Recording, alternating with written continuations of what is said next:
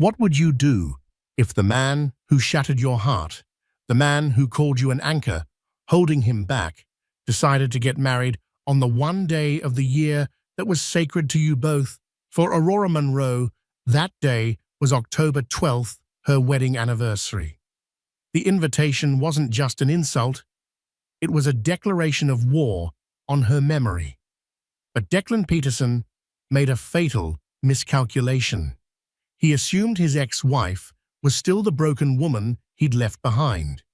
He had no idea she was about to RSVP in a way that would not only crash his wedding, but shatter his entire carefully constructed new world. The invitation arrived on a Tuesday, nestled between a catalogue for Italian leather goods and a bill from the architectural firm. It was thick, creamy cardstock, the kind that whispers of expense and occasion. Aurora Monroe ran a manicured finger over the embossed lettering, her heart giving a painful, familiar lurch. Mr. and Mrs. Gerald Miller request the pleasure of your company at the marriage of their daughter Sophie Miller to Mr. Declan Peterson.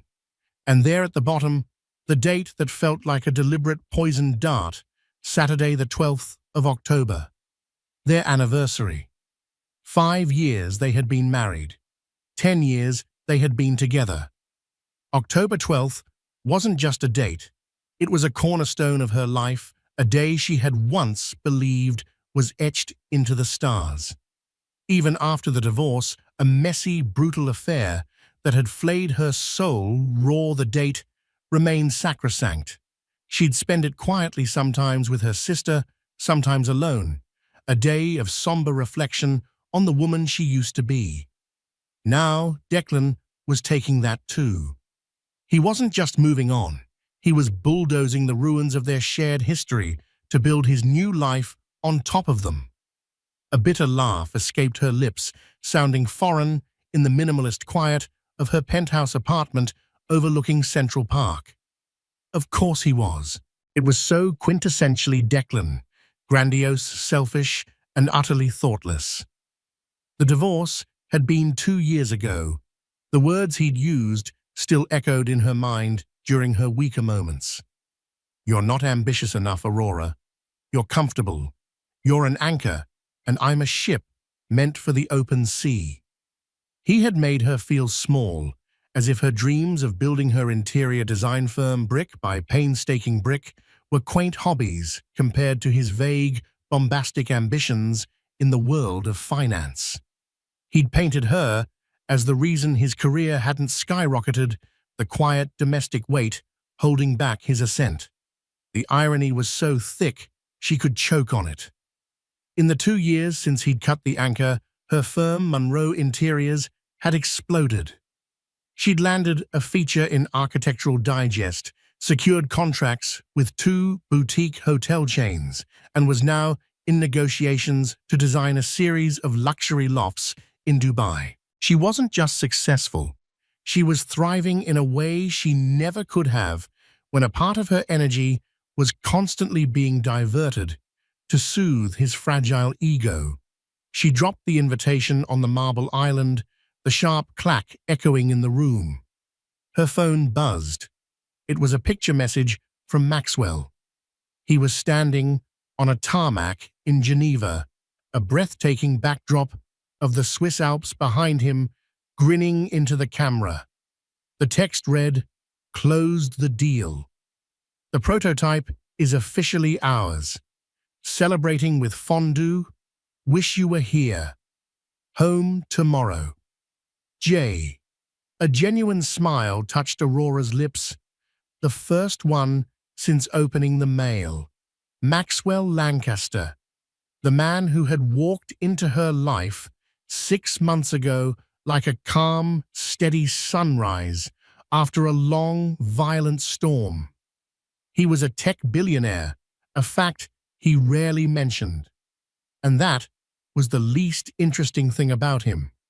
He was kind, fiercely intelligent, and looked at her not as an anchor, but as the sea itself, vast, powerful, and beautiful. He celebrated her successes with more enthusiasm than she did listening for hours as she detailed fabric swatches and lighting schematics. With him, she felt seen, not just observed. She picked up the invitation again, the anger returning, but this time it was different. It wasn't the hollow ache of a victim. It was a cold, clarifying fire. Declan didn't know who she was anymore. He still saw her as the woman who cried for a week after he left, the woman who had to sell their shared brownstone because she couldn't bear the memories. He was flaunting his new life, his new bride, Sophie Miller, a socialite whose father owned half of Wall Street. Aurora noted with a cynical pang on their day, assuming she would shrink wounded into the shadows. He was assuming she was still anchored in their past. That night she couldn't sleep.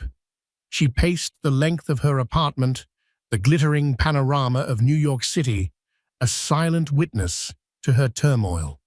The city had been their playground. They'd had their first date at a small jazz club in the village. He'd proposed on the Bow Bridge in Central Park on a crisp autumn afternoon, just like this one. His ghost was everywhere. For 2 years, she had worked to exorcise him. She'd poured her pain, her anger, her resilience into her work, and it had paid off.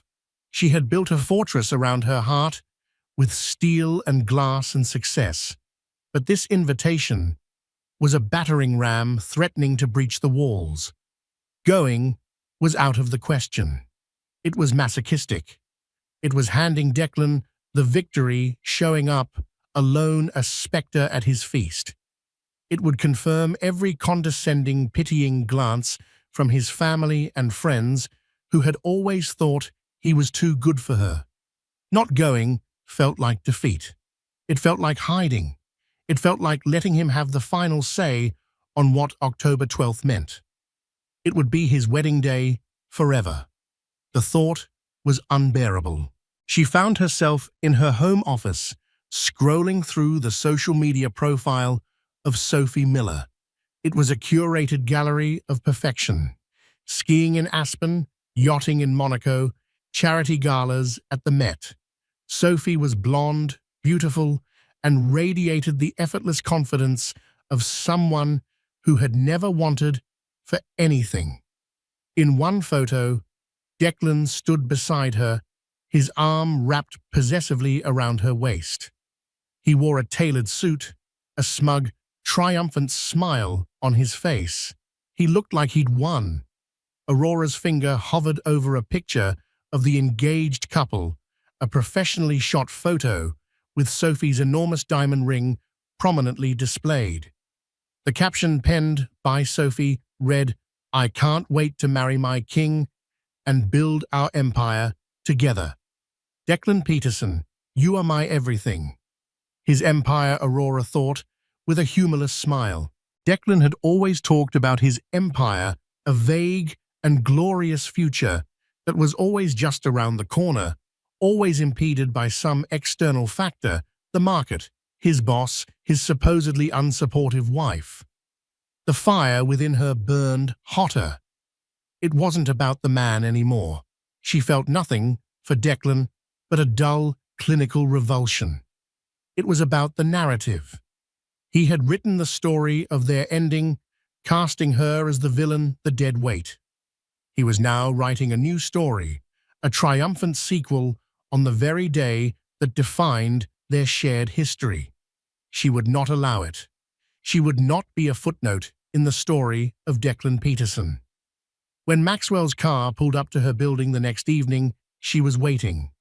He stepped out, a tall, commanding presence, in a simple grey sweater and jeans that probably cost more than her first car.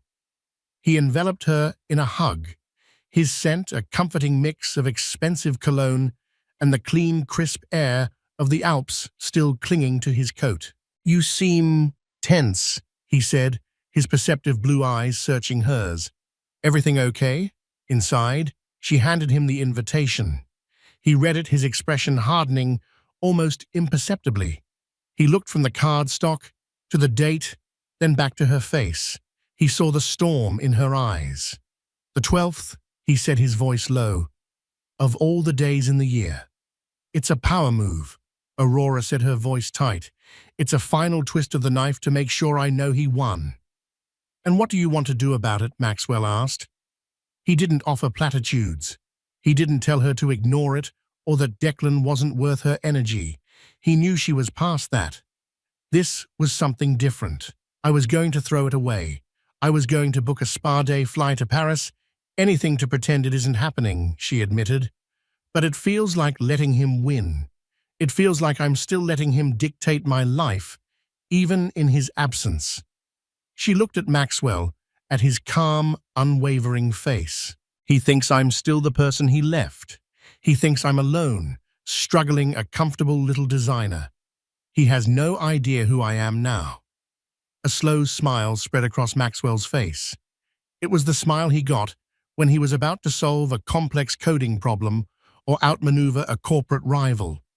"So," he said, his eyes glinting with a shared spark of rebellion, "why don't we show him the idea once spoken aloud took on a life of its own? It shifted from a wild, vengeful fantasy into a tangible, strategic plan." Maxwell's question, "Why don't we show him?" wasn't just rhetorical. It was an offer, a key to a door Aurora hadn't even realized was there. "What do you mean, show him?" she asked, a tremor of excitement running through her. "Crash his wedding, Maxwell. That's insane. It's dramatic and petty." "Is it?" he countered, leaning against the kitchen island, the picture of calm audacity. "Or is it simply correcting a narrative? He's telling a story about you to his new family, to his friends, to himself. A story where you were the weak link. You have the opportunity to present a revised edition." He picked up the invitation again. "Blackwood Manor. Quaint, old money aesthetic. An hour north of the city. We could drive." He paused, a theatrical glint in his eye. "Or we could make an entrance that's a little less terrestrial." Aurora's heart started beating faster. She knew what he was suggesting. Maxwell owned a fleet of private aircraft through a subsidiary of his company, Lancaster Aerospace. To him, a jet was like a car. "You want to fly to his wedding?" she breathed.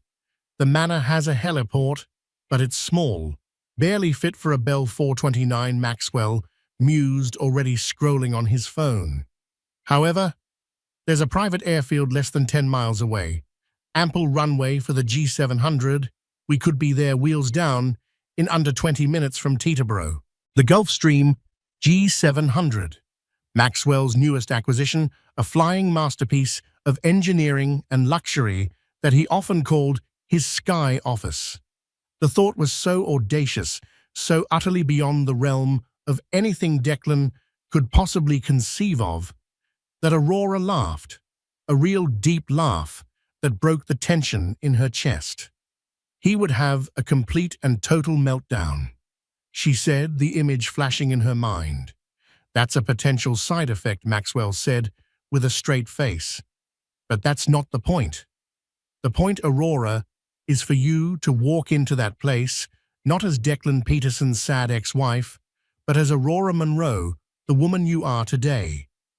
Successful, happy, and with a man who sees you as a supernova, not an anchor.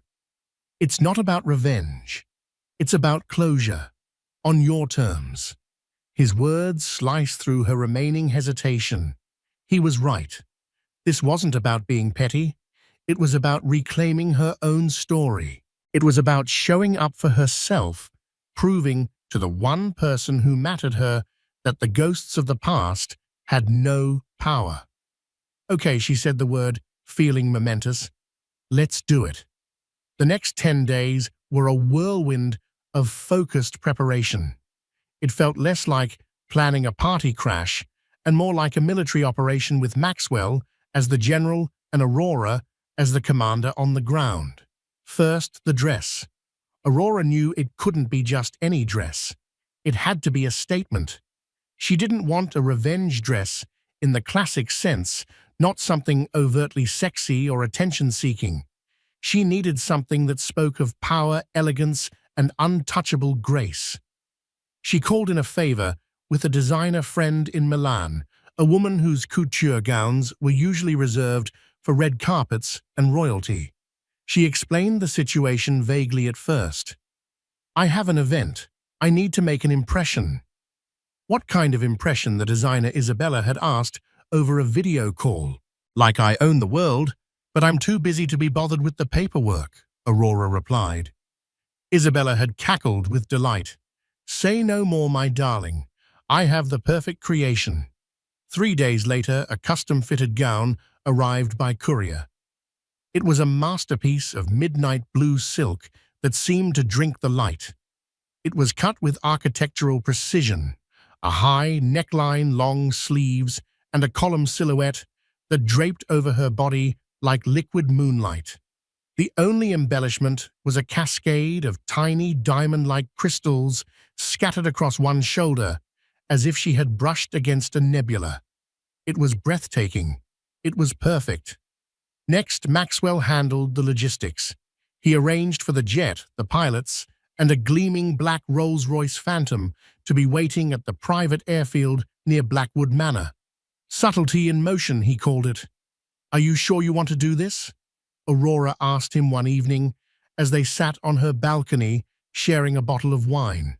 A sliver of doubt had crept in. "It's your time, your resources. It's my baggage." Maxwell took her hand, his thumb stroking her knuckles. "Let me tell you something about my world, Aurora. It's filled with people who want something from me. My money, my connections, my name.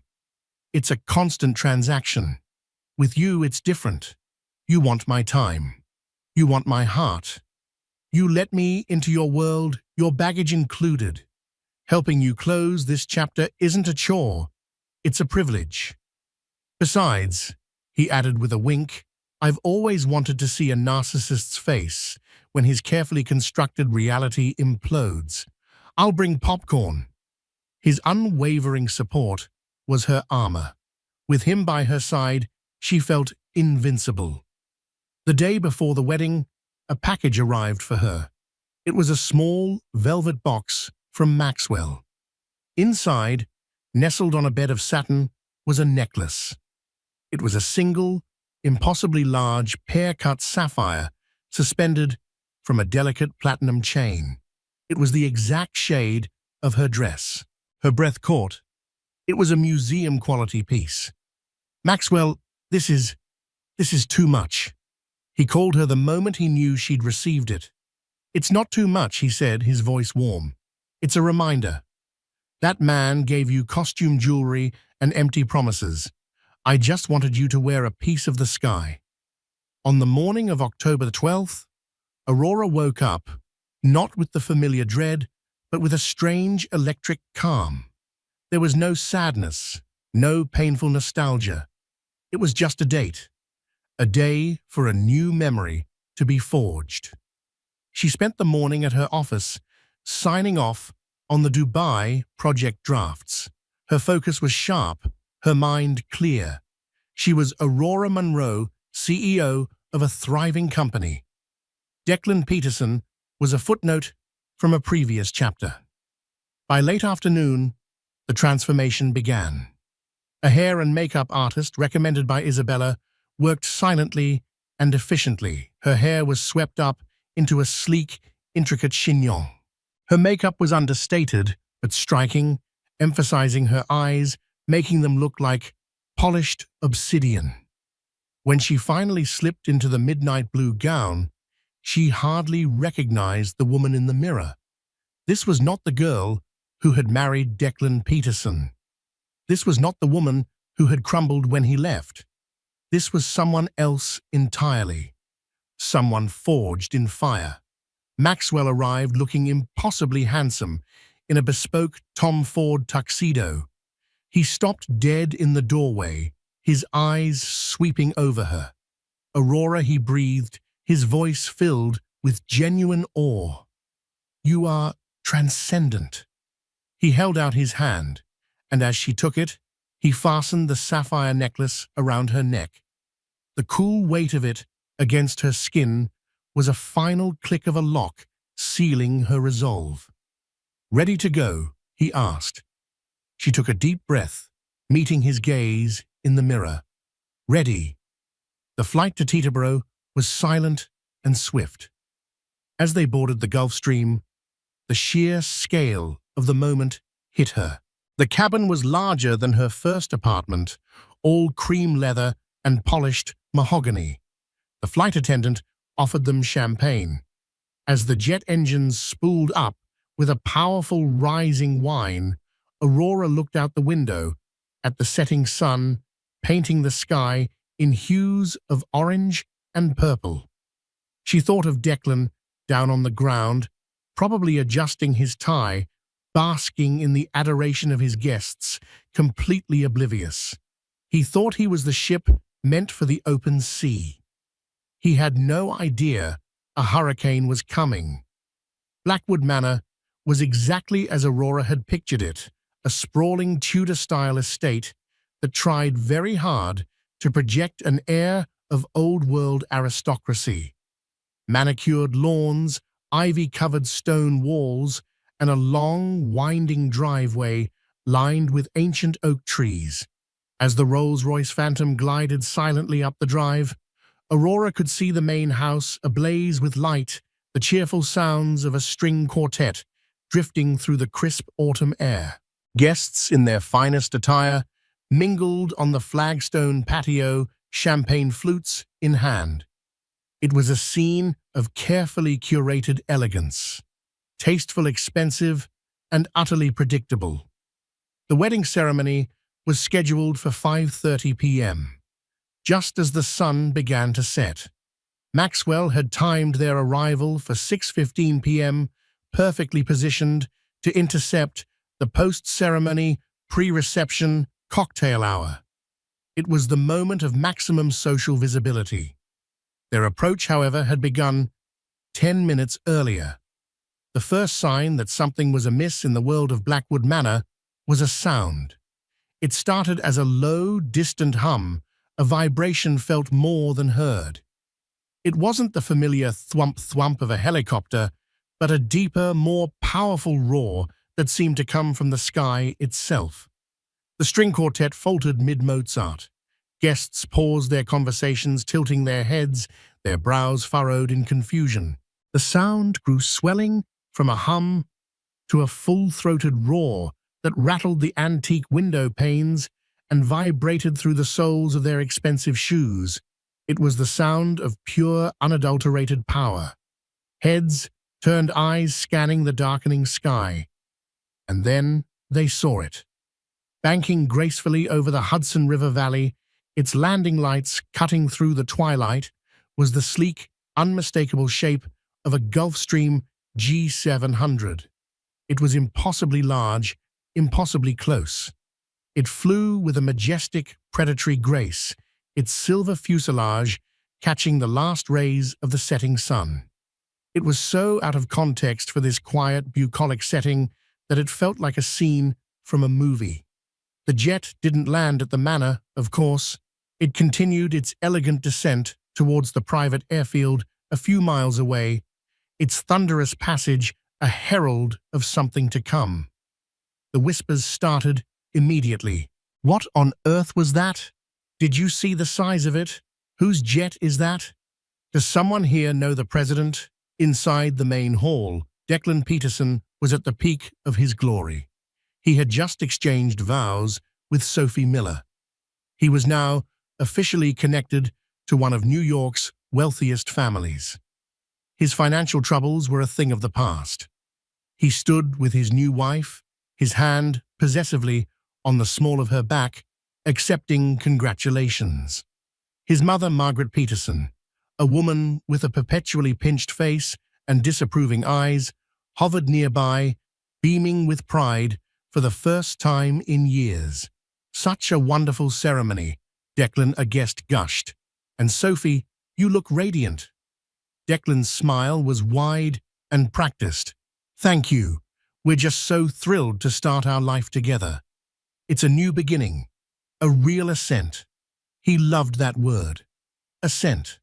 It was then that the low growl of a high-performance engine replaced the fading roar of the jet. The Rolls-Royce Phantom, black as a starless night, pulled to a stop at the manor's grand entrance. It was a vehicle that commanded attention, not through noise, but through its sheer imposing presence. A valet, his eyes wide with a mixture of awe and panic, scrambled to open the passenger door. The first thing the guests on the patio saw was a leg, long, elegant, clad in a sheer stocking, and ending in a stiletto that looked like it was carved from obsidian. Then Aurora Monroe emerged. A collective, hushed intake of breath seemed to suck the air from the patio. She rose from the car, not like a person, but like an event. The midnight blue gown flowed around her, the crystals on her shoulder glittering like a captured constellation. The sapphire at her throat was a point of deep, cold fire. Her hair was a sculpted masterpiece, her face serene and unreadable. She didn't look angry or vengeful. She looked like she was bored with gods. She paused for a moment, her eyes scanning the stunned crowd with a look of cool, mild appraisal. Then Maxwell stepped out from the other side. If Aurora was the queen of the night, he was her king. The Tom Ford tuxedo fit him like a second skin. He radiated an aura of quiet, unassailable confidence. He wasn't handsome in the flashy, desperate way Declan was. He was handsome in the way a mountain is handsome, solid, timeless, and powerful.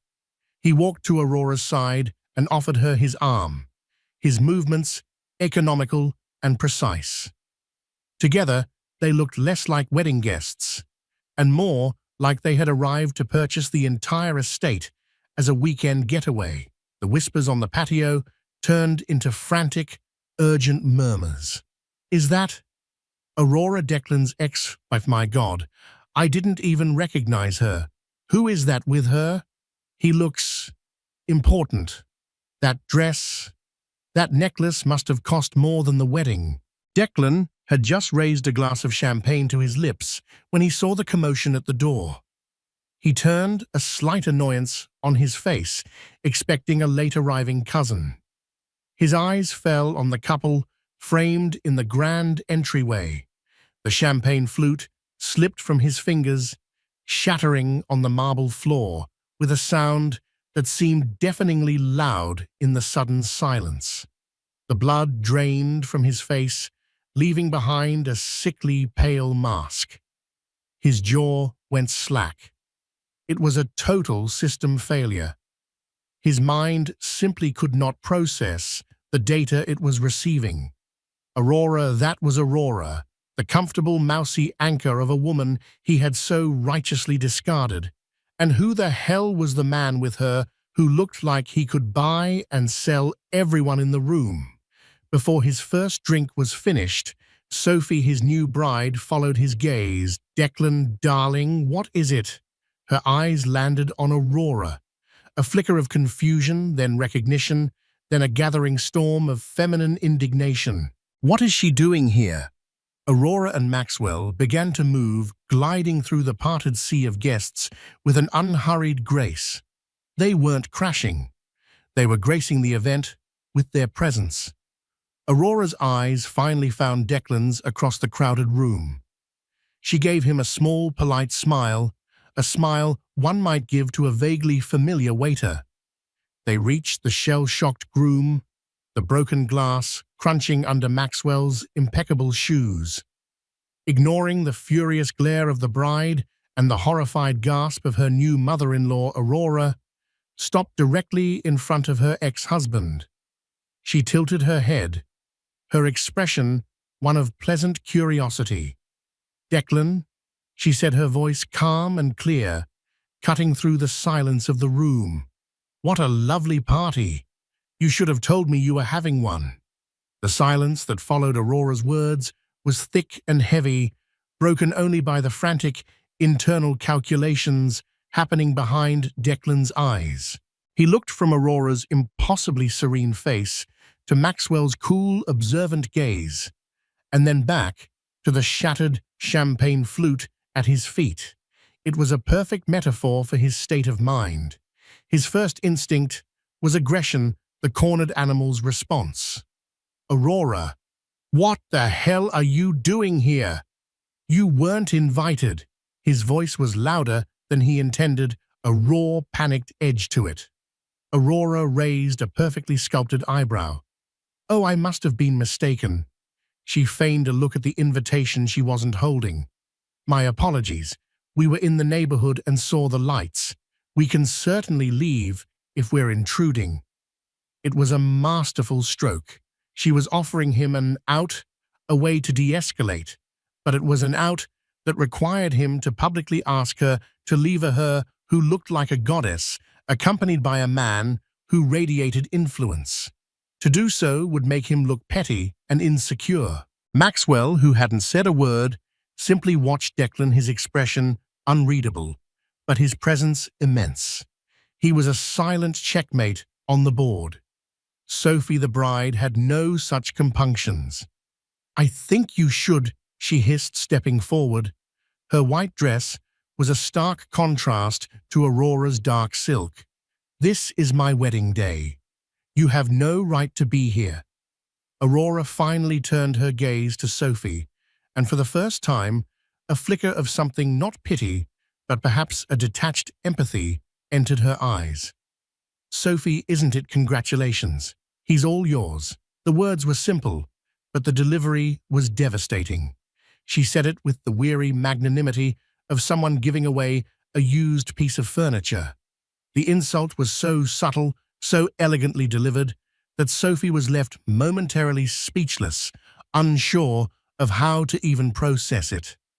Before Declan could muster a coherent response, his mother, Margaret Peterson, swooped in. Margaret had spent years perfecting her particular brand of condescending disapproval, and she had always directed the full force of it at Aurora.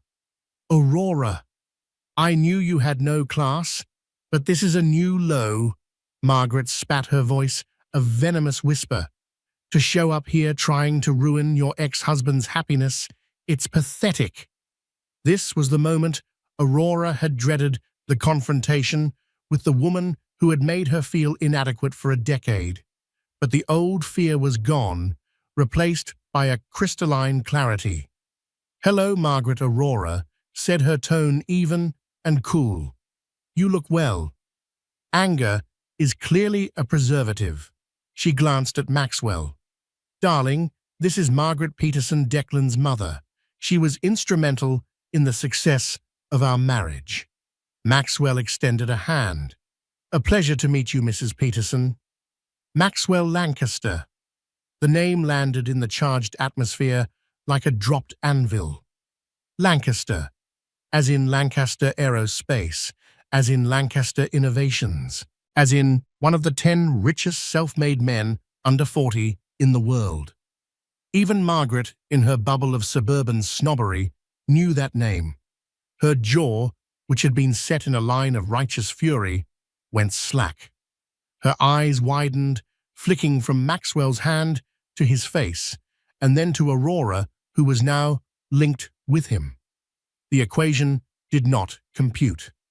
Margaret's hand, which had been clenched at her side, weakly rose and shook Maxwell's. Mr. Lancaster, I don't understand." "Aurora and I are together," Maxwell stated simply, leaving no room for doubt. He then turned his gaze back to Declan. "Peterson, we don't want to cause a scene. We were simply passing by. Perhaps my fiancé and I could have a celebratory drink with the happy couple and be on our way, fiancé." The word detonated in the center of the room. Aurora felt Maxwell squeeze her arm gently. They had discussed this. It was the final, unassailable piece of the narrative. She wasn't just dating a billionaire. She was marrying him. The sapphire around her neck wasn't just a gift, it was a promise. Declan stared his face, a kaleidoscope of shock, jealousy, and pure, unadulterated rage. Fiancé, the woman he had cast off as dead weight, was engaged to Maxwell Lancaster. It was a cosmic injustice. It defied the laws of the universe as he understood them, a universe that was supposed to revolve around him. The guests, who had been trying their best to pretend they weren't listening, were now abuzz with the revelation. The story was rewriting itself in real time. This wasn't a pathetic ex trying to spoil a wedding. This was a phoenix, risen from ashes Declan didn't even know he'd created, arriving with a dragon in tow. Trapped Declan had no choice but to play the gracious host. Of course, he choked out, forcing a smile that was more of a grimace. Let's all have a drink." He led them towards a small private study off the main hall, away from the prying eyes of the guests. The four of them, a groom in turmoil, a furious bride, a serene ex-wife, and her billionaire fiancé, entered the room. The air was thick with unspoken history and imminent conflict.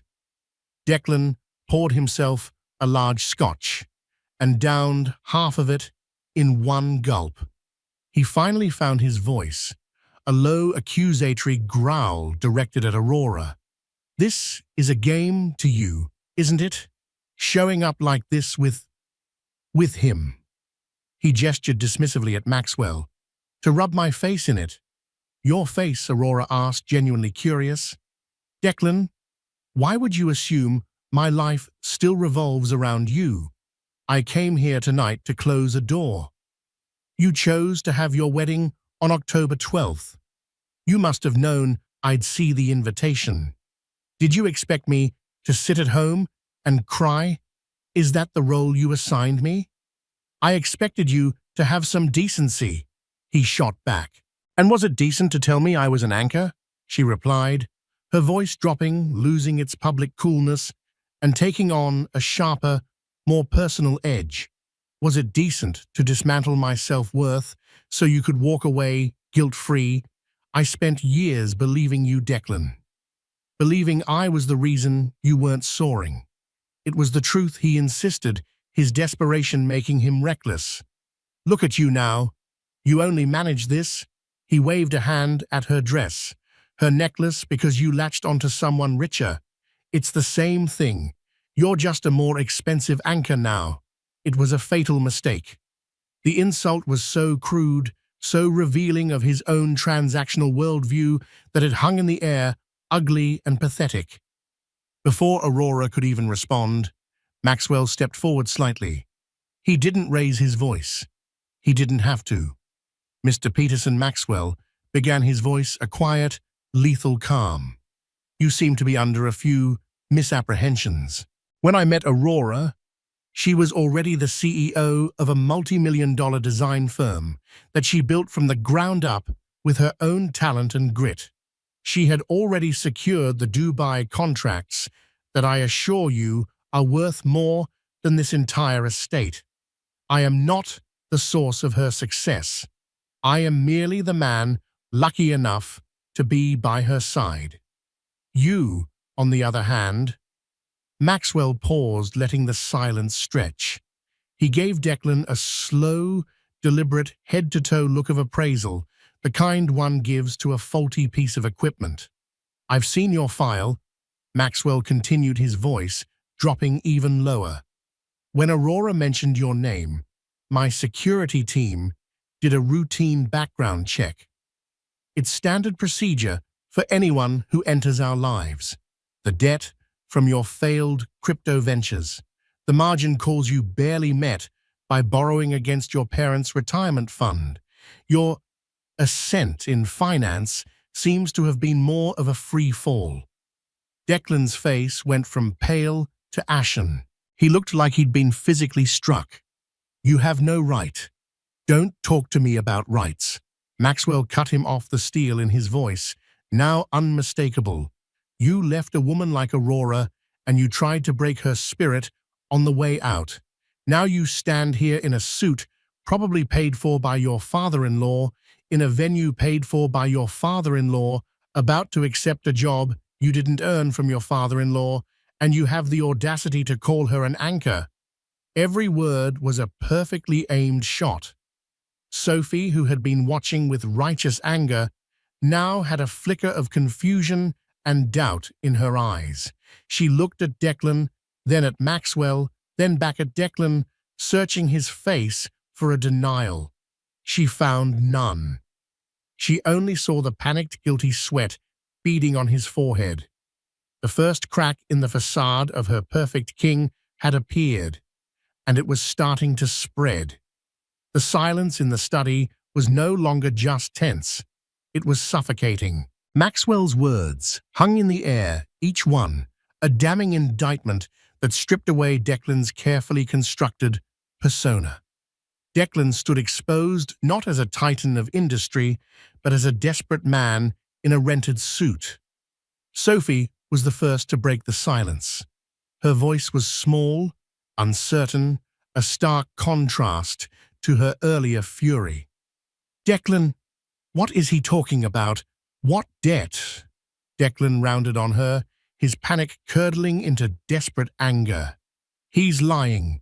Sophie, can't you see what this is? She's brought him here to ruin our day, to plant these lies." But his denial was weak, his eyes shifty. He couldn't meet her gaze. He couldn't meet anyone's. Aurora watched him, a strange sense of detachment washing over her. The anger she had held on to for so long was dissolving, replaced by a cold, clear pity. He wasn't the formidable man who had crushed her spirit. He was just a boy in a man's body, terrified of being found out. "It's not a lie, is it, Declan?" she said softly. It wasn't an accusation. It was a statement of fact. "I remember the late nights, the frantic phone calls you tried to hide. I remember you selling off the stocks my grandfather left me, telling me it was for a guaranteed investment. I just never put it all together. I believed you when you said it was my fault, that my lack of vision was stressing you out." She took a step closer, her voice remaining low and steady, a stark contrast to his unraveling composure. "The story you told me about me being an anchor, that was never the truth. The truth is your ship was already sinking, wasn't it? You weren't cutting an anchor. You were jumping onto the nearest lifeboat." She glanced at Sophie, whose hand had flown to her mouth, her eyes wide with dawning horror. The lifeboat had a name. "No," Declan snarled, cornered. He turned back to Aurora, his face contorted with a venomous resentment. "You want to talk about the truth? You were never satisfied. You were always pushing your little design business, your little projects. You should have been supporting me, my vision. If you had just been the wife I needed, none of this would have happened." It was his last, desperate gambit, blame the victim. But the words, once so powerful, were now hollow and pathetic. Maxwell let out a short, mirthless laugh. "The wife you needed? You mean the financier you didn't have? Mrs. Peterson," he said, turning his attention briefly to Margaret, who was frozen by the door, her face a mask of disbelief. "You must be proud." But the final devastating blow didn't come from Maxwell or Aurora. It came from Sophie.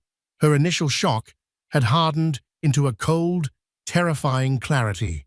The little inconsistencies she had overlooked, the vague answers Declan gave about his business, his eagerness to have her father handle all their finances, it all clicked into place. The man she had just married wasn't a king building an empire. He was a refugee seeking asylum from his own failures. "My father," Sophie said, her voice trembling but clear. "The vice president position at his firm. The one he offered you as a wedding gift. Was that part of the deal, Declan?" Declan's face crumpled. The fight went out of him, replaced by a desperate, pleading look. "Sophie, baby, listen to me. It wasn't like that. I love you. I fell in love with you and your father just... He saw my potential. He wanted to help." "Help you?" Sophie's voice rose, laced with hysteria. "Help you by paying off your debts? Was that it was I, the bailout package? Was our marriage a business transaction?" "No, of course not," he pleaded, reaching for her. She recoiled as if his touch were toxic. "Don't lie to me. Not anymore." Tears streamed down her face, ruining her perfect makeup. "That jet that flew over here, all those whispers from the guests, they were all looking at me, pitying me, the stupid rich girl who bought herself a husband." The raw, ugly truth of her words hung in the air. Declan had no response. His silence was a confession. This was the moment Aurora had unknowingly been waiting for. Not a moment of revenge, but of complete and utter vindication. It wasn't about her being better off. It was about the fundamental lie of their breakup being exposed. She hadn't failed him. He had failed himself, and he had used her as a scapegoat. With a quiet grace, she turned to leave. Her purpose there was finished. The door was not just closed, it was sealed, the lock turned, the key dissolved. As she reached the door, she paused beside the sobbing bride. For a moment, she saw not the snooty socialite, but another woman who had been deceived by Declan's charm. On impulse, she spoke, her voice devoid of triumph, filled only with a quiet finality. "For what it's worth," Aurora said, "I don't think you're stupid. I think you just believed him. I did too, for a very long time." Sophie looked up, her tear-filled eyes meeting Aurora's. In that moment, there was a flash of understanding between two women who had occupied the same space in a man's dishonest world. Then Aurora and Maxwell were gone, stepping out of the suffocating study and back into the main hall. The string quartet had resumed, playing a brave but futile attempt to restore normalcy. But the atmosphere was irrevocably changed. The guests fell silent again as Aurora and Maxwell passed their expressions, a mixture of awe, pity, and frantic excitement. They were witnesses to a legend in the making. They didn't look back as they exited the manor. They didn't need to hear the shouting that erupted from the study. They didn't need to see Sophie rip the veil from her hair, or see Declan's mother finally comprehending the monumental fraud her son had perpetrated. As the Rolls-Royce pulled away from Blackwood Manor, Aurora looked at its reflection in the side mirror. A house of lies, ablaze with light, beginning to crumble from the inside out. She felt no joy, no schadenfreude. She just felt light. The anchor wasn't him. It had been the story he'd made her believe, and now she was free of it. The ride back to the private airfield was silent, but it was a comfortable, shared silence. Aurora leaned her head against the plush leather of the Rolls-Royce, the lights of passing cars painting fleeting patterns across Maxwell's stoic profile. The adrenaline was beginning to subside, leaving in its wake a profound and bone-deep sense of peace. The G700 was waiting for them on the tarmac, a beacon of otherworldly power in the quiet darkness of the countryside. As they ascended the stairs and the cabin door sealed shut, with a soft hiss, it felt like they were leaving the entire messy terrestrial world behind. Once airborne, the lights of the Hudson Valley spread out below them like a carpet of scattered diamonds. Aurora could just make out a cluster of lights that was Blackwood Manor, a tiny, insignificant speck in the vast darkness. "Are you okay?" Maxwell asked, his hand covering hers. "I am," she said, and she was surprised by the depth of her own sincerity. "I'm better than okay. For 2 years, I've been carrying this weight, this narrative that I was less than, that I wasn't enough. I thought seeing him again would hurt. I thought seeing him happy would break me. She looked out the window at the shrinking lights below. But he wasn't happy, he was terrified. And I wasn't broken. I was free. She turned to him, her eyes shining with unshed tears, but they were not tears of sadness. Thank you, Maxwell. Not for the jet, or the dress, or the necklace. Thank you for giving me the support to go back there and find myself again. He brought her hand to his lips. I didn't give you anything you didn't already have, Aurora. I just cleared the runway. They didn't talk about Declan for the rest of the flight. They talked about the future. They planned a trip to Kyoto to see the cherry blossoms in the spring. He told her about a new philanthropic foundation he was starting for STEM education for girls, and her eyes lit up as she immediately started sketching ideas for the foundation's headquarters on a cocktail napkin. They were two people building something real, looking forward, not back. The aftermath of their visit to Blackwood Manor became the stuff of legend in New York society circles. The story pieced together from the whispers of guests and the loud, furious arguments that followed their departure spread like wildfire. The wedding, for all intents and purposes, ended the moment Aurora and Maxwell left. Sophie Miller, in a spectacular display of wrath, had called her father from the study. The conversation was reportedly short and brutally effective. The vice president position was rescinded. The financial safety net was yanked away. The marriage, not even 3 hours old, was over. Sophie left with her parents that night, leaving a humiliated Declan to face his stunned guests and his aghast mother alone in the monument to his failed ambitions. The annulment was swift and merciless. A few weeks later, Aurora saw a small piece in a business gossip column. Declan Peterson had been forced to declare bankruptcy. His parents had sold their home to cover the debts he had accrued against it. He had fallen from a height that had only ever existed in his own imagination. Aurora felt nothing. It was like reading about a stranger. One crisp December evening, she and Maxwell were walking through Central Park. Snow had just begun to fall, dusting the trees and muffling the sounds of the city. They stopped on the Bow Bridge, the same spot where Declan had proposed to her a lifetime ago. She had once avoided this place, this ghost-filled landmark of her past. But tonight, standing here with Maxwell's arm wrapped around her, the cold air on her cheeks, it was just a bridge. A beautiful bridge in a beautiful city. You know, she said, looking at the soft flakes landing on his coat. He proposed to me here. Maxwell looked at her, his expression gentle. Does it bother you to be here? She shook her head, a genuine smile on her face. No, it's just a memory, and it's not the most important one I have of this place anymore. He smiled back, pulling her closer. Good, because I was hoping to make a new one. And there, on the same spot where her old life had been promised, Maxwell Lancaster got down on one knee in the falling snow and asked Aurora Monroe to be his wife. This time, there were no illusions, no empires, no grand ambitions. There was just a man and a woman grounded in truth, love, and a respect so deep it was the foundation of their world. She said yes, of course.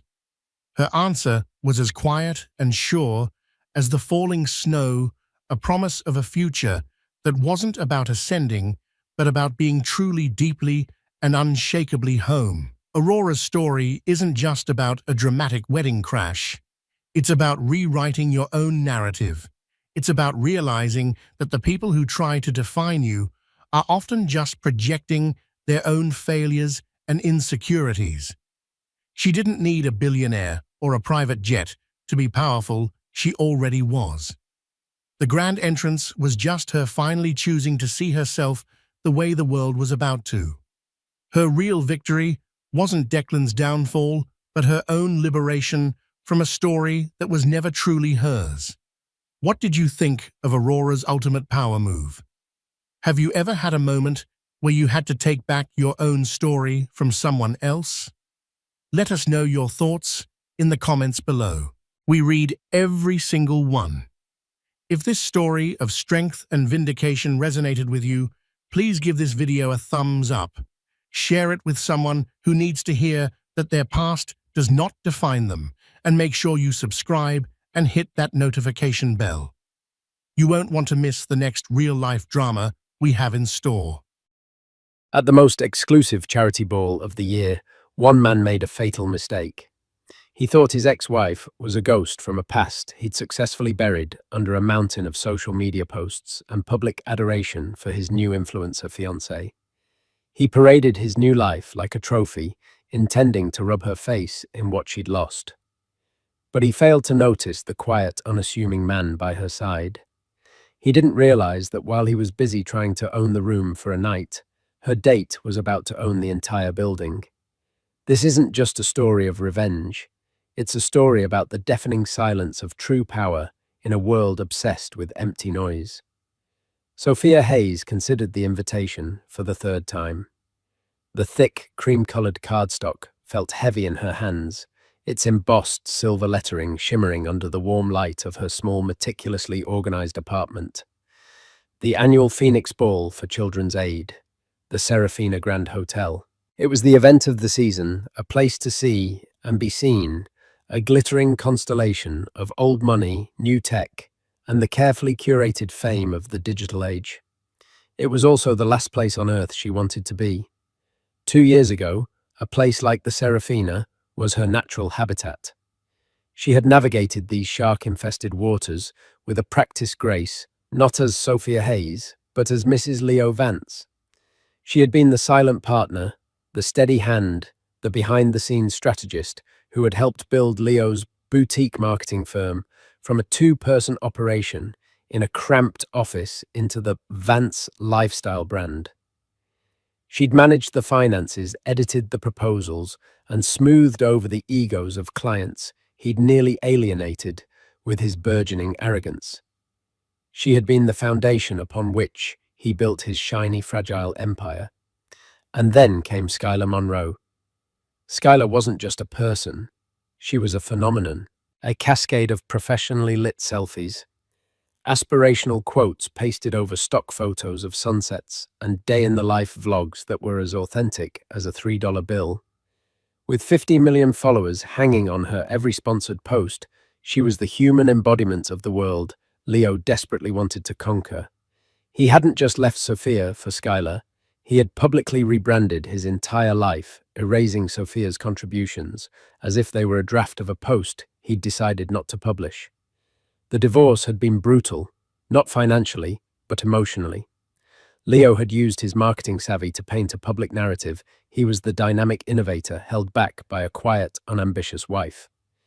Now, with Skylar, he was finally unleashed. Their Instagram was a fire hose of performative happiness, private jets to Monaco, front row seats at Paris Fashion Week, and a nauseatingly detailed account of their whirlwind romance culminating in a beachside proposal captured by a drone. Their hashtag SkyLeoLimit was trending weekly. Sophia, in contrast, had chosen quiet dignity. She took a modest settlement enough to be comfortable, not enough to be idle, and started a small, bespoke business restoring antique books and documents. It was work that required patience, precision, and a love for things with history and substance. It was everything her former life was not. Her joy was now found in the scent of old paper and leather, the delicate process of mending a torn page, the quiet satisfaction of bringing something beautiful back from the brink of decay. Her phone buzzed. It was her best friend, Maya. "Don't you dare tell me you've already turned it into a bookmark." Maya's text read, followed by a string of champagne bottle emojis. Sophia smiled faintly. "Still contemplating using it for kindling," she typed back. "No, you are going. I've already seen the posts. Skylar is wearing a custom Valdrin Sahiti gown. She's promised a royal entrance. And you cannot let them have the entire stage. You need to go and just exist. Beautifully. Unbothered. Unbothered. It felt like an impossible state of being. Every time a friend sympathetically mentioned seeing Leo and Skylar in a magazine or on a gossip site, the wound felt fresh. It wasn't that she wanted him back. God, no. It was the sting of being so thoroughly and publicly discarded. She was the inconvenient first chapter they'd ripped out of the book. I don't have a dress, Sophia replied, a weak excuse. I'll be over in an hour. We're going shopping. Not for a battle dress. For an I've already won dress, Maya shot back. Later that week, feeling a strange mix of dread and resolve, Sophia found herself in a high-end boutique she would have never entered on her own. Maya was a force of nature, pulling gowns from racks with a determined gleam in her eye. Sophia felt awkward and out of place, a sepia photograph in a technicolor world. No, not that, Maya would say, dismissing a sequined number. Too loud. You're not competing with a parrot. You're a swan. Finally, Maya pulled out a dress of deep midnight blue silk. It was deceptively simple, a classic A-line cut, with a modest neckline and a low back. It didn't scream for attention. It didn't have feathers or 1,000 crystals. But when Sophia put it on, it felt like a second skin. It flowed, it whispered. It commanded a quiet, potent elegance. It was the physical embodiment of the woman she was trying to become. That's the one, Maya said, her voice soft with conviction. When you walk into that ballroom, you won't be Leo Vance's ex-wife. You'll just be Sophia, and that will be more than enough. Sophia looked at her reflection. She saw the hint of dark circles under her eyes, the lingering sadness in their depths. But she also saw a flicker of something else, a spark of defiance, a woman who had survived the fire and was still standing. Maybe Maya was right. It wasn't about winning a battle with Leo. It was about showing up for herself. She bought the dress. She still wasn't sure if she had a date or if she even wanted one. Going alone felt both terrifying and empowering. But as she walked out of the store, the invitation in her purse no longer felt like a summons to her own execution. It felt like a dare. 3 days before the Phoenix Ball, the universe intervened in the form of a spilled cappuccino. Sophia had sought refuge in her favorite sanctuary, the Gilded Page, a small independent bookstore and cafe in a quieter part of the city. It smelled of roasted coffee beans and aging paper, a combination she found deeply comforting. She was at a small table in the back, hunched over a fragile 19th century copy of Moby Dick, a recent acquisition for a client.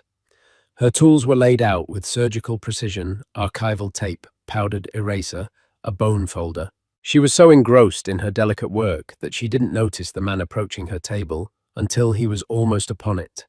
He was tall and dressed in a way that defied easy categorization. He wore a simple grey cashmere sweater, dark jeans, and well-worn leather boots, clothes that suggested quality and comfort, not a desire to impress. His hair was a little unruly, and he had the thoughtful, slightly tired eyes of someone who spent more time thinking than talking. He was trying to navigate the narrow aisle between her table and a shelf of poetry when a college student with a massive backpack swiveled abruptly. The student's bag caught the man's arm, sending the large cappuccino he was holding arcing through the air. Sophia reacted on pure instinct. With a speed that surprised even herself, she swept her arm over her table, shielding the antique book as the hot, milky coffee splattered across her forearm and the wooden surface. "Oh my God, I am so sorry," the student stammered, horrified. "I'm so sorry," the man said simultaneously, his voice a calm, low baritone. He ignored the coffee seeping into his own sweater and immediately focused on her. "Are you all right? Did you get burned?" He grabbed a handful of napkins from a dispenser and with a surprising gentleness began to carefully dab at her arm, his movements efficient and concerned. "I'm fine," Sophia said, her heart still pounding from the adrenaline. "Thank you. The book. Is it okay? She carefully inspected the volume. It was untouched, safe under the protective sleeve she always used. A wave of relief washed over her. The student, flustered and apologetic, practically fled the scene. The man, however, remained. "Let me buy you another coffee, and perhaps a pastry to compensate for the assault." He offered a small wry smile. "My name is Alexander." "Sophia," she replied, finding herself smiling back. "And you don't have to. It was an accident." "I insist." "Besides," he said, gesturing to the now empty poetry shelf aisle, "you saved me from having to pretend I understood Rilke. You've done me a great service." They ended up sharing a table. He insisted on buying her a new coffee and a croissant, and to her surprise, the conversation flowed effortlessly. He asked about the book, and his interest was genuine. He didn't just nod along. He asked intelligent questions about the binding, the paper, the history of the edition. She found herself explaining the art of restoration with a passion she usually reserved for her work. In return, he spoke about his own work in vague but intriguing terms, mentioning systems architecture and efficiency modeling. He talked about a love for building things that were elegant, durable, and functional from the ground up. He sounded more like a master craftsman than a businessman, and Sophia found it captivating. There was no posturing, no name-dropping, no subtle attempts to gauge her net worth or social standing. He was just interested in her. It's rare to meet someone who creates and preserves things of substance in a world obsessed with the ephemeral. He remarked, his gaze thoughtful, as he looked at her hands, which still had a faint smudge of graphite on them. That one sentence resonated with Sophia more than any compliment she had received in years. He saw her. Not the ex-wife, not the socialite, but the restorer, the preserver of stories. They talked for nearly 2 hours until the afternoon sun began to fade. As they prepared to leave, an idea both bold and terrifying sparked in Sophia's mind. It was Maya's voice in her head urging her on. Exist. Beautifully, unbothered. "This is going to sound incredibly forward," she began, her cheeks flushing slightly. "But I have an invitation to a charity event on Saturday, the Phoenix Ball. I was planning on going alone, but—" She trailed off, suddenly losing her nerve. Alexander didn't miss a beat. His expression didn't change, but a warmth entered his eyes. "I would be honored to accompany you, Sophia," he said, as if it were the most natural thing in the world. "On one condition." "What's that?" "That you tell me the story of the first book you ever fell in love with." And just like that, she had a date. A kind, intelligent, grounded man who seemed utterly unimpressed by the glitz and glamour the ball represented. As she walked home, a genuine, unforced smile graced her lips for the first time in what felt like an eternity. She had no idea who Alexander really was. She just knew that for the first time, she was actually looking forward to the gala. She wasn't going to prove a point to Leo. She was going with a man who appreciated substance in a world of surfaces. The Serafina Grand Hotel was not merely a building, it was a statement. A century-old bastion of opulence. Its marble floors gleamed under the weight of colossal crystal chandeliers, and the air itself seemed to vibrate with wealth and influence. On the night of the Phoenix Ball, this effect was magnified 100-fold. Women in gowns that cost more than cars, dripped with diamonds, and men in bespoke tuxedos conducted business with hushed, confident tones. Sophia felt a familiar pang of anxiety as their car pulled up, but it was different this time. It wasn't the crushing insecurity Leo used to cultivate in her. It was the healthy nervousness of stepping back into a world she had left behind, but on her own terms. Alexander, seated beside her, seemed completely unperturbed. He had arrived at her apartment in a classic, impeccably tailored tuxedo, but his demeanor was the same as it had been in the coffee shop, calm, attentive, and focused entirely on her. "You look breathtaking, Sophia," he said, his voice a quiet anchor in the sea of noise and flashing cameras at the entrance. He helped her from the car, his hand warm and steady at the small of her back. Her midnight blue dress, once a source of apprehension, now felt like armor. It didn't shout, but it held its own.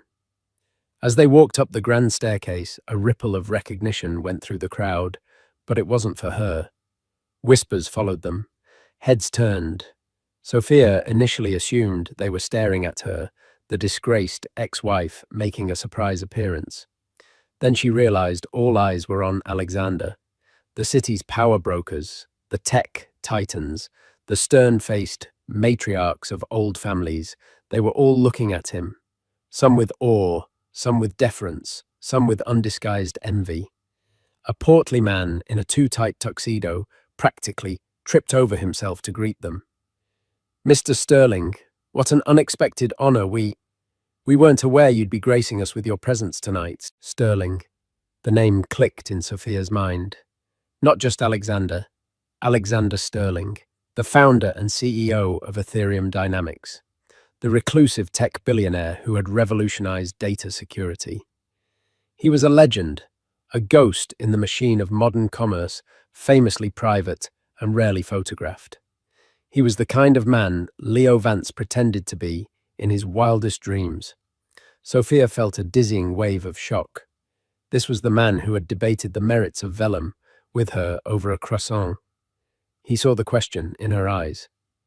"We can leave if this is too much," he murmured, his voice for her ears only. "My apologies. I value my privacy. I should have been more forthright." "No," Sophia said, her voice steadier than she felt. She took a deep breath. "No, it's all right. I'm glad you're here with me." And she meant it. His identity changed the context, but not the man himself. His presence was no longer just comforting. It was a fortress. They had just acquired their champagne when the real show began. The press cameras at the entrance flashed with a renewed frenzy, and a wave of sound washed over the ballroom. "Ladies and gentlemen, arriving now, Mr. Leo Vance and his fiancée, the incredible Skylar Monroe." The event host boomed over the microphone. Leo and Skylar made their entrance not as guests, but as a spectacle. He was preening in a velvet tuxedo, a smug grin plastered on his face. Skylar was a vision in her silver Valdrin Sahiti gown, which seemed to be composed more of light and crystals than fabric. It was a magnificent dress, but on her it felt like a costume. She posed, she pouted, she blew kisses to the cameras that followed her every move, her personal vlogger trailing her like a pilot fish. They held court in the center of the room, air-kissing acquaintances and soaking in the adoration. It was only a matter of time before Leo spotted her. His eyes scanned the room, sweeping over faces, and then they locked on Sophia. His smug smile tightened. He saw her dress, her quiet elegance, and then his eyes landed on the man beside her. He didn't recognize Alexander. To Leo, he was just some anonymous man in a tux, a placeholder. Perfect. This was the narrative he wanted. His ex-wife, trying desperately to keep up, had brought some no-name date to the biggest event of the year. With Skylar in tow, he strode towards them, a predator closing in. Well, Leo began, his voice oozing condescension. "Sophia, I'm surprised to see you out. I thought you'd be at home with your books." The last word was laced with pity. "Hello, Leo," Sophia said, her voice even. Her hand found Alexander's, and he gave it a reassuring squeeze. "And this must be your +1?" Leo said, barely glancing at Alexander before turning his full dismissive attention back to Sophia. "I want you to meet my fiancée, Skylar Monroe." He presented her as if unveiling a masterpiece. "You've probably seen her work. She's a true force in the digital space." Skylar gave Sophia a smile that was all teeth and no warmth. "Oh, hi," she cooed, her eyes doing a quick, critical scan of Sophia's dress and simple jewelry. "That's a lovely dress. So classic." The unspoken addendum, "old boring safe," hung in the air between them. "It's so brave of you to come tonight. All of this must be a little overwhelming." The performance was for her vlogger's camera, which was now pointed directly at them capturing every nuance of the carefully orchestrated humiliation. Sophia refused to take the bait. "It's a beautiful event for a worthy cause," she said calmly. "It's good to see it so well attended." Leo laughed a short, sharp sound of disbelief. "Always so diplomatic. Some things never change." He then turned to Alexander, finally, deigning to acknowledge him. "So, what do you do, pal? Let me guess. Accountant, lawyer?" He was trying to place him in a box to categorize and dismiss him. Before Alexander could answer, the event host was back on the microphone. "And now we'd like to present this year's Visionary Philanthropist Award to a man who has redefined the landscape of modern lifestyle branding, Mr. Leo Vance." A smattering of polite applause turned more enthusiastic as Leo's supporters cheered. He beamed, squeezed Skylar's hand, and shot a final triumphant look at Sophia. "Duty calls," he said. "Enjoy the party." From the sidelines. He walked toward the stage, the spotlight following him. Sophia watched him go, the sting of his words sharp and familiar. It was one thing to be discarded, another to be so publicly and cruelly reminded of it. Alexander's hand was still holding hers, a silent, solid presence. She looked up at him and saw that the calm, thoughtful expression on his face had been replaced by something else, a quiet, glacial stillness. He wasn't angry, he was observing, calculating. And in that moment, Sophia had the distinct feeling that Leo Vance had just made the biggest mistake of his life. Leo stood on the stage, bathed in the warm glow of the spotlight, feeling invincible. He held the crystal award in his hand, a tangible symbol of his success. Skylar watched him from the front table, her phone held high, recording his moment of glory for her millions of followers. "Thank you. Thank you." Leo began, his voice resonating with practiced confidence. "They call this the Visionary Award, and it truly takes vision to build something from nothing.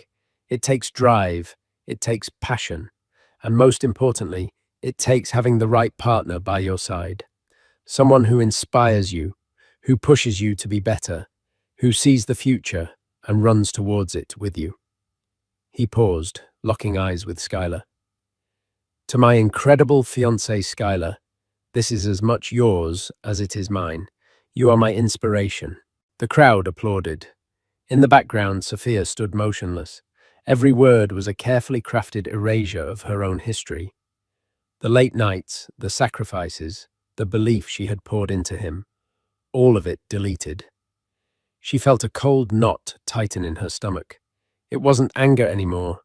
It was a profound, hollow sadness. Alexander watched her face. He saw the flicker of pain in her eyes, the way she held herself perfectly still to keep from shattering. He had seen enough. While Leo continued his speech, boasting about his brand's influence and his unprecedented growth, Alexander discreetly took out his phone. His movements were minimal, almost unnoticeable in the dim light. He typed a short, simple message to a single contact, Robert. "Initiate the Serafina acquisition. Use the discretionary fund. I'm on site. Confirm when complete." He put the phone away. That was all. No dramatic pronouncements, no raised voice, just a quiet command sent out into the digital ether. Leo finished his speech to another round of applause and practically floated back to his table, high on his own rhetoric. He caught Sophia's eye again and gave her a pitying smirk. He then turned to the general manager of the Serafina, a man named Mr. Dubois, who had rushed over to congratulate him. "Mr. Vance, a spectacular speech," Dubois gushed. "Truly, the hotel is honored to host your triumph." "Of course, Dubois," Leo said, waving a dismissive hand. "It's the premier venue in the city. Where else would I be? We bring a certain prestige, don't we?" He leaned in conspiratorially. "Make sure my fiancé's champagne glass stays full. On the house, of course, for the publicity." "Of course, Mr. Vance. Anything you need." It was this small yet telling exchange that solidified Alexander's decision. It wasn't just the personal insult to Sophia. It was the cheap arrogance, the casual disrespect for the people and the place that served him. Leo didn't see a historic hotel. He saw a backdrop for his Instagram. Alexander gently touched Sophia's arm. "Would you care for a walk on the terrace?" he asked, his voice low. She nodded, grateful for the excuse to escape the suffocating atmosphere. They stepped out into the cool night air. The terrace overlooked the city, a breathtaking panorama of glittering lights. For a few minutes they stood in silence. "I'm sorry, Alexander," Sophia said finally. "You didn't sign up for all that." "I signed up to spend an evening with you, Sophia," he replied, turning to face her. "Nothing that happened in there changes that. His words have no power unless you give it to them." Before she could respond, a harried-looking Mr. Dubois burst onto the terrace, his face pale and beaded with sweat. He wasn't looking at Sophia. He was staring at Alexander with an expression of pure, unadulterated shock. Behind him, a woman in a headset. The event coordinator was whispering frantically into her microphone. Mr. Sterling?" Dubois stammered, his sycophantic demeanor toward Leo completely gone, replaced by trembling deference. "Forgive me, I just received a call from the ownership group, from your people." Alexander simply raised an eyebrow, waiting. "There seems to have been a transaction," Dubois said, his voice barely a whisper. "A rather significant one, effective immediately." He swallowed hard. "Welcome, sir, to your hotel." Sophia froze. She looked from Dubois's terrified face to Alexander's calm one. The city lights swam before her eyes. "Your hotel?" Alexander gave a slight, almost imperceptible nod. "Thank you, Mr. Dubois. I trust my ownership will not be a problem." No, sir, not at all. An honor, a supreme honor." "Good," Alexander said, his voice still quiet, yet it now carried the weight of absolute authority. "First, please extend my compliments to the chef. The meal has been excellent. Second, please inform the bar staff that all drinks for the remainder of the evening are on me. It's a celebration." "Yes, Mr. Sterling. At once. And Mr. Dubois?" Alexander added, his voice dropping slightly. "There is one other thing." "Anything, sir?" Alexander's eyes flickered for a moment towards the ballroom, where Leo was laughing loudly, holding his award up for another photo. "It has come to my attention that one of your guests, a Mr. Vance, believes his presence here grants him special privileges. He seems to be under the impression that he owns the room." A look of pure dread dawned on Dubois' face. "I'd like you to correct that misunderstanding for me." Alexander continued, his tone smooth as silk. "Discreetly, of course. Please present him with his final bill for the evening. Everything. His table, his guests' meals, the champagne he so generously offered on the house. And please add a 20% gratuity for the staff he has been treating so poorly." "My staff?" Dubois looked as if he might faint. "Right away, Mr. Sterling. Right away." He practically ran from the terrace. Sophia stared at Alexander, utterly speechless. The sheer, breathtaking audacity of it. The scale of it. He hadn't raised his voice. He hadn't made a scene. He had simply bought the building. The fallout was immediate and catastrophic for Leo. Mr. Dubois, flanked by two stern-looking security guards, approached Leo's table. The vlogger's camera was still rolling, catching the moment. Dubois leaned in and spoke in a low, urgent tone. The smug grin on Leo's face vanished, replaced by confusion, then indignation, then sheer, stark panic, as a leather-bound billfolder was placed firmly on the table in front of him. "What is this?" Leo's voice was loud enough to carry. "This is a mistake. My expenses are covered." "There is no mistake, Mr. Vance," Dubois said, his voice now devoid of any warmth. "The hotel is under new ownership, effective 10 minutes ago, and the new owner wishes to settle accounts." The words hung in the air. New ownership. Whispers erupted around the room. Who? How Skylar's perfectly made-up face was a mask of confusion. Her camera, still live-streaming, caught Leo's face. turning a blotchy red as he opened the bill. The amount was astronomical. "This is ridiculous," he sputtered, looking wildly around the room. His eyes fell on the terrace doors where Sophia and Alexander were just stepping back inside. He saw the way Dubois kept glancing nervously in their direction.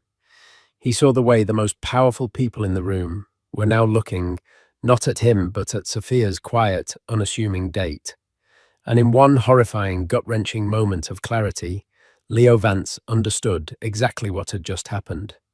The man he had dismissed as a +1 had just bought the entire goddamn hotel to settle a score. Skylar's livestream captured it all, Leo's face crumpling in humiliation.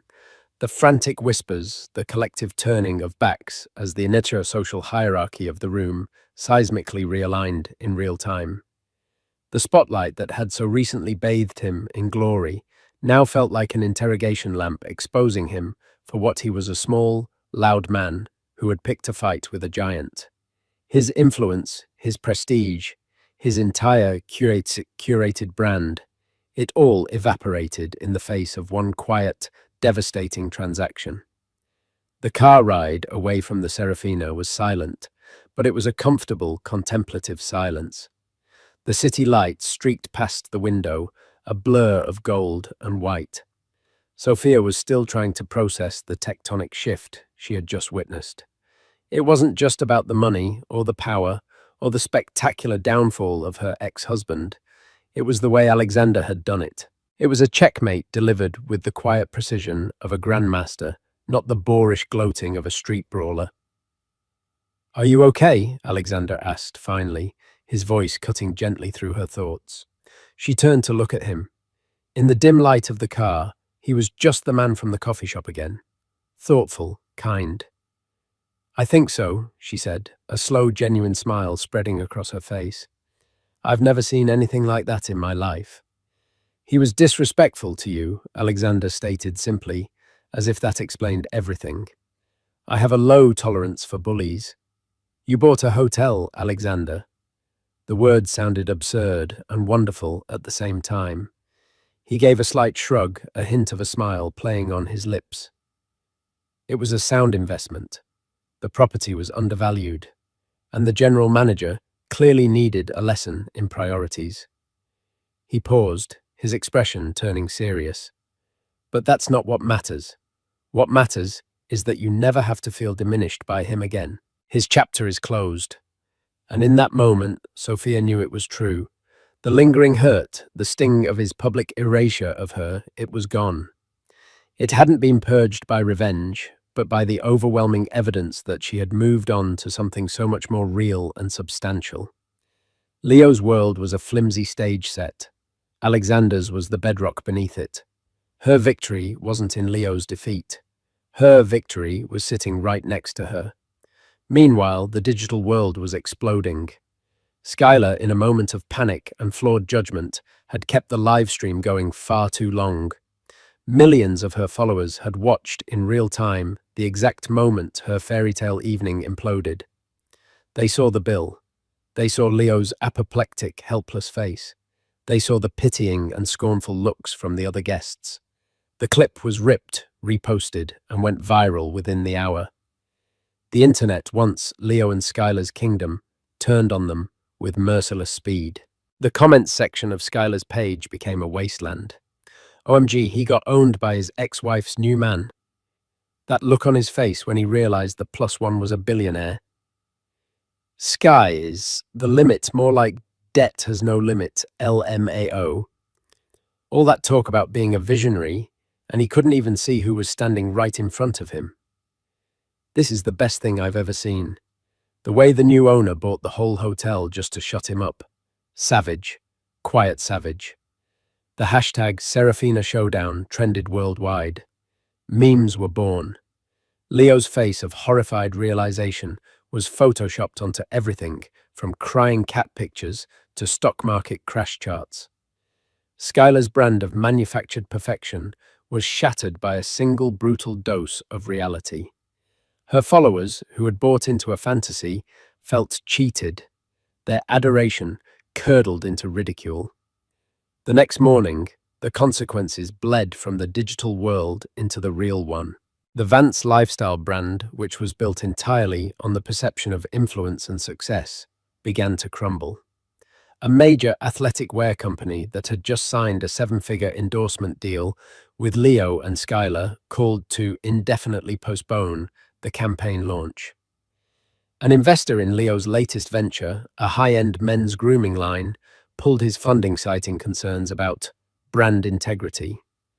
Leo's power had been an illusion, and Alexander had ripped the curtain away for the whole world to see. Sophia woke up to a flood of texts from Maya, mostly just keyboard smashes and links to Twitter threads.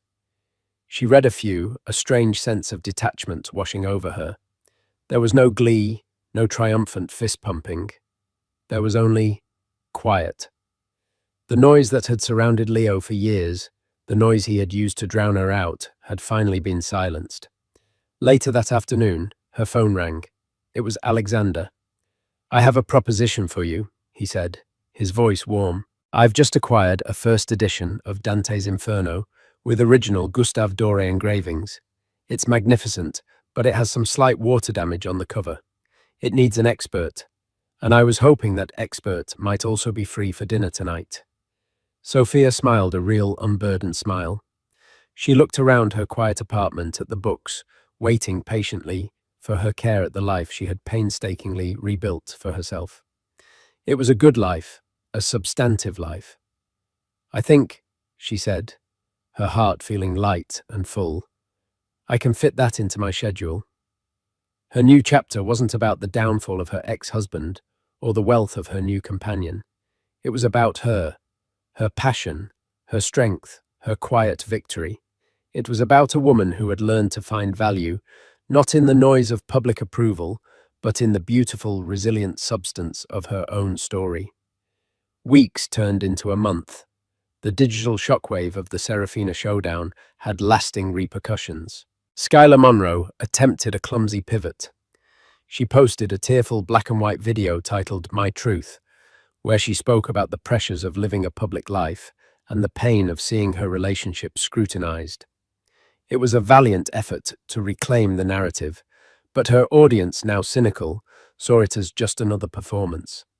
Her engagement plummeted, and lucrative brand deals dried up, replaced by offers from detox teas and mobile games. Her relationship with Leo, built on the unstable ground of mutual brand enhancement, began to fracture under the weight of their shared public humiliation. Their once perfect Instagram feed became sporadic and strained. Leo Vance simply disappeared. He deactivated his social media, and the Vance lifestyle brand website was replaced with a simple "under construction" page.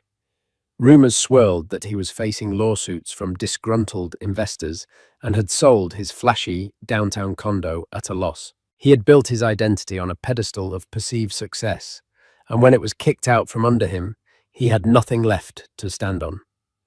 Sophia, by contrast, had never been more visible, yet she remained firmly out of the spotlight. Stories had run in business journals and high society pages about the mystery woman who captivated tech mogul Alexander Sterling. But she declined all interview requests. Her anonymity was her own, and she guarded it. Her business, however, flourished in the most unexpected way. A curator from the prestigious Morgan Library and Museum, who had been at the gala and was impressed by the quiet dignity with which she had handled the confrontation, reached out. He hadn't known about her connection to Alexander at the time. He had simply been told by a mutual acquaintance that she was the best rare book restorer in the field. He commissioned her for a major project, the restoration of a collection of hand-illustrated medieval manuscripts. It was the project of a lifetime work that demanded all her skill, passion, and expertise. Her success wasn't a byproduct of Alexander's wealth. It was the direct result of her own talent, a talent that was finally being recognized on its own merits.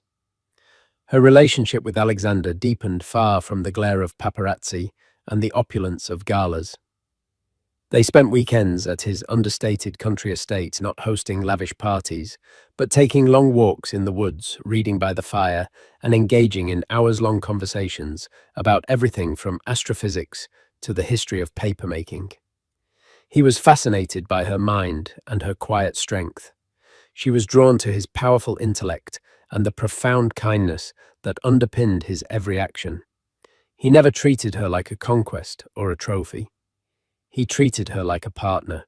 He would often sit in her workshop for hours, simply watching her work, content in the shared silence. He once told her, "My world is about building the future, Sophia. It's all code and projections. You keep the past alive. You remind me that some things are meant to last." One crisp autumn afternoon, about 2 months after the gala, Sophia was walking through a park near her apartment. As she rounded a bend, she saw a solitary figure on a bench, staring blankly at the ducks on the pond. It was Leo. He looked diminished. The designer clothes were gone, replaced by a simple jacket and jeans. The arrogant posture was gone, replaced by a weary slump. The charismatic energy had been extinguished, leaving behind a tired, defeated man. He didn't see her, and she had no desire to approach him. She didn't feel a surge of triumph. She didn't feel hatred or pity. She felt nothing at all. He was a stranger, a ghost from a story that was no longer hers to read. She simply continued her walk, the sun warm on her face, leaving him behind in the fading light. That evening, as she and Alexander were preparing a simple dinner together in her apartment kitchen, he handed her a small, beautifully wrapped box. "I believe this belongs to you," he said. Inside was the 19th century copy of Moby Dick from the coffee shop. But it was different. He had had it professionally rebound in the softest midnight blue leather to match the dress she had worn to the gala. On the inside cover, in elegant gold leaf, was a small, embossed whale. "A reminder," he said softly, "of the day you shielded something of substance from a storm." Sophia traced the outline of the whale with her finger, her heart full to bursting. She looked at Alexander, at the genuine love and respect in his eyes, and she knew. True wealth wasn't owning a hotel. True power wasn't commanding a room. True happiness wasn't a hashtag. It was this: the quiet moments, the shared understanding, the profound, unshakable knowledge that she was valued not for who she was with, but for exactly who she was. And that was a victory no one could ever take away. Nearly a year had passed since the night of the Phoenix Ball. The seasons had turned, and with them, the narratives of all their lives had settled into new, more permanent forms. The Serafina Showdown was now a piece of internet lore, a case study in branding classes on the perils of manufactured influence. For Sophia, however, it was a distant echo, a story about a woman she barely recognized anymore. Her life now was one of quiet rhythm and profound joy. The Morgan Library Project had been a triumph, cementing her reputation as one of the preeminent restorers in her field. Her relationship with Alexander had blossomed into a true partnership, a seamless blend of their two worlds. They were the architect and the archivist, one building the future, the other preserving the past, finding their perfect equilibrium in the present. This particular Saturday found them at his country estate, a place of rugged stone-warm wood and vast windows that looked out onto rolling hills. It was a home, not a showpiece. Sophia was in the sun-drenched library, her fingers gently tracing the tooling on a 17th century atlas, while Alexander worked across from her, sketching on a large tablet. He wasn't designing a skyscraper or a new data center. He was designing a dream. "I have a question for you," he said, his stylus pausing mid-air. He turned the tablet towards her. On the screen was a breathtaking architectural rendering, a building of glass steel and reclaimed timber that seemed to grow organically from the landscape. It was modern, yet timeless. "This is the preliminary design for the Sterling Foundation's new central community hub. The city has already approved the land grant." "It's beautiful, Alexander," Sophia said, genuinely impressed. It looks like a library, a museum, and a park all in one. That's the idea, he confirmed. But it's missing a heart, a soul. My board wants a standard digital resource center. Efficient, clean, sterile. I think that's a profound failure of imagination. He zoomed in on a large wing of the building. This section here, I envision it as the living archive, a place dedicated not just to storing physical media books, manuscripts, photographs, films, but to celebrating them. A place with restoration labs visible to the public workshops for bookbinding and calligraphy, soundproofed rooms for listening to vinyl records. A place that teaches new generations that our history is tangible, that you can hold it in your hands. He looked at her, his expression earnest. It's a massive undertaking. It needs a director who doesn't just understand preservation, but who believes in it with their entire being. Someone with the vision to build the collection, design the exhibits, and lead the entire division. It needs you, Sophia. Sophia felt the air leave her lungs. This wasn't a casual offer or a pet project for the billionaire's girlfriend. This was a serious, demanding, public-facing role. It was everything she had once shied away from. The thought was both exhilarating and terrifying. To be a public figure, not for her association with a man, but for her own knowledge and passion. Alexander, I'm a restorer. I work in quiet rooms on one page at a time. She said the old hesitation, a faint whisper. And now you can build the rooms, he countered gently. You can inspire 1,000 others to care for those pages. This isn't about being in the spotlight. It's about building the lighthouse. Don't you see it's the culmination of everything you are? He was right. It was the natural next step, the ultimate expression of her life's work. It was a chance to build something permanent. Yes, she said, her voice clear and firm. Yes, I'll do it.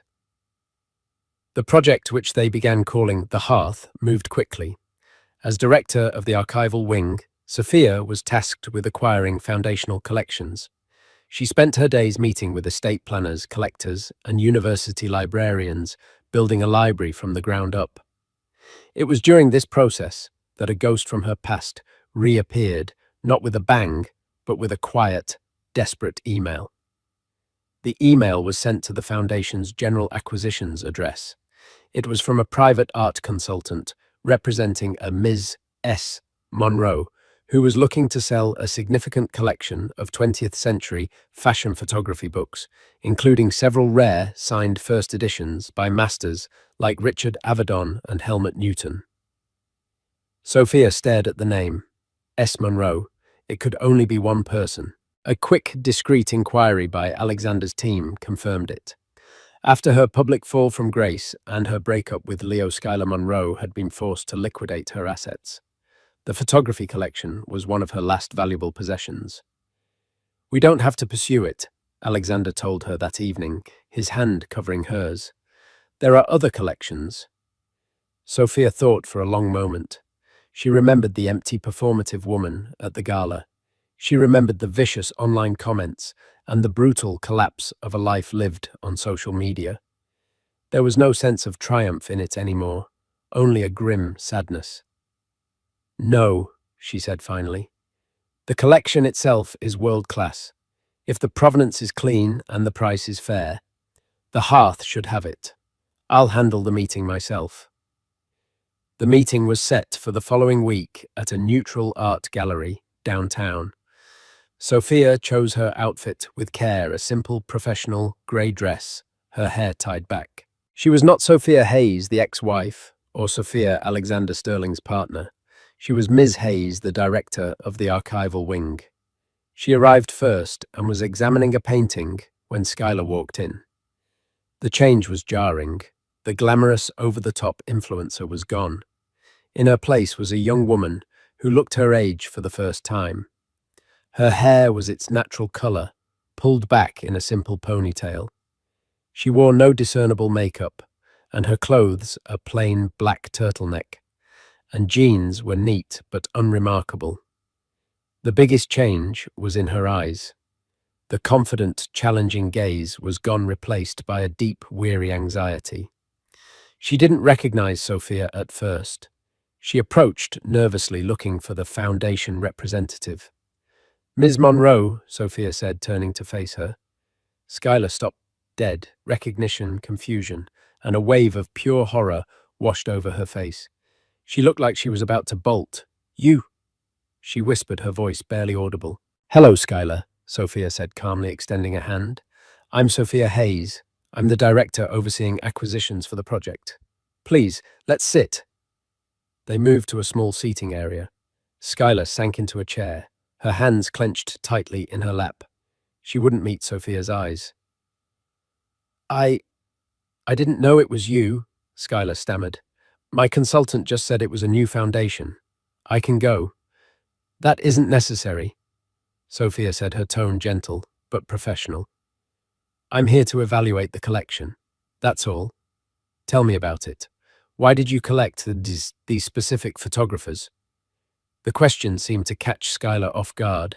She had likely expected scorn or pity or a gloating lecture. She hadn't expected a professional inquiry. She hesitated, then began to speak, her voice shaky at first. My grandfather was a photographer, not a famous one. He just shot for local papers. But he loved Avedon. He had a print of Dovima with elephants hanging in his darkroom. He taught me about lighting, about composition.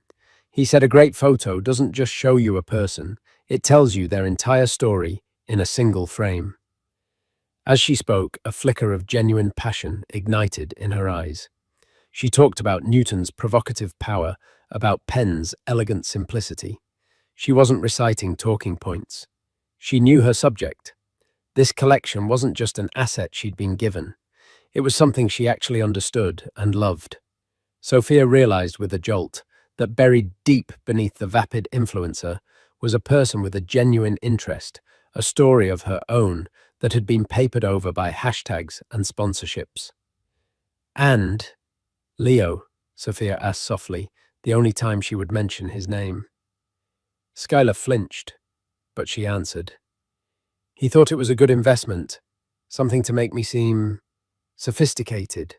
He never opened a single one." A bitter, sad smile touched her lips. "He's in Singapore now, trying to launch some crypto consulting thing. He emails sometimes. It's like he doesn't even remember what happened. He's already rewritten the story in his head." It was a pathetic, fitting epitaph for the man who had tried to rewrite Sophia's story. He was a ghost, haunting his own failed narrative on the other side of the world. Sophia made her decision. "The collection is magnificent, Skylar. It would be an honor to have it at the hearth. We'll pay the full asking price from the valuation." Tears welled in Skylar's eyes. "Why are you doing this?" she whispered. "After everything, I was awful to you." "I'm doing this because the books deserve to be seen," Sophia said, her voice full of a grace she didn't know she possessed. "And because my grandfather loved books too." She stood up, offering her hand again. "Good luck with whatever you choose to do next, Skylar." Skylar shook her hand, her grip surprisingly firm. "Thank you," she said, and for the first time, it sounded real. Months later, the day of the groundbreaking ceremony for the hearth arrived. It was a bright, clear day. Sophia stood at a podium facing a crowd of city officials, donors, and community members. Alexander was in the front row, his eyes fixed on her, glowing with pride. She looked out at the crowd, unafraid. She was no longer a ghost at someone else's feast. This was her stage, built on her terms. "We stand here today at the beginning of a story," she began, her voice steady and clear, amplified in the open air. "A story about building a bridge between the past and the future, between the silent wisdom held in the pages of a book and the infinite possibility of the digital frontier. In an age of fleeting images and disposable information, we are making a promise that our stories, our collective history, will not be erased, that they will have a home, a place of substance, a place to last." She finished her speech to thunderous applause. She walked down from the podium and took her place beside Alexander. Together they picked up 2 silver shovels and alongside the mayor plunged them into the rich, dark earth. As the cameras flashed, Sophia looked at Alexander, her partner, her friend, her love. She thought of the journey that had brought her here, the pain, the quiet, rebuilding, the serendipitous meeting over a spilled coffee, the spectacular night that closed one chapter, and the beautiful, substantive life that had followed. She wasn't the woman who had been humiliated by her ex-husband anymore. She wasn't even the woman who had watched him fall. She was the woman who was now building a legacy, spadeful by spadeful, right here in the light. So what's the real takeaway from Sophia's incredible story? It's a powerful reminder that in a world that shouts true strength, often whispers. While her ex-husband chased the hollow echo of social media fame, Sophia quietly invested in herself, in her passion, and in her own worth. His empire was built on sand, ready to be washed away by the first tide of public opinion. Her foundation was built on the bedrock of authenticity and skill. The dramatic climax at the gala wasn't just about an ex-husband getting his comeuppance. It was about the universe spectacularly realigning to reward substance over surface. It proves that the most powerful currency isn't followers or fame, but self-respect. If Sophia's journey of quiet dignity and ultimate triumph resonated with you, show some love by hitting that like button. Share this story with someone who needs a reminder of their own worth. And for more stories of justice, resilience, and the power of authenticity, make sure you subscribe to the channel and turn on notifications. You won't want to miss what's coming next.